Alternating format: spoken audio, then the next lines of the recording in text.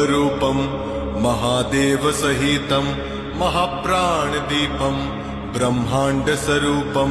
श्यामसुन्दरी जननी रूपं श्यामसुन्दरी जननी रूपं मन बुद्धि अहंकार निराकार रूपं रूपहीन गुणहीन श्यामसुन्दरी जननी रूपं श्यामसुन्दरी जननी रूपं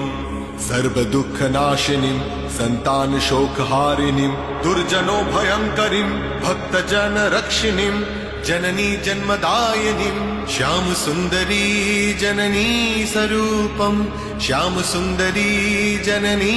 स्वरूपं श्यामसुन्दरी जननी स्वरूपं श्यामसुन्दरी जननी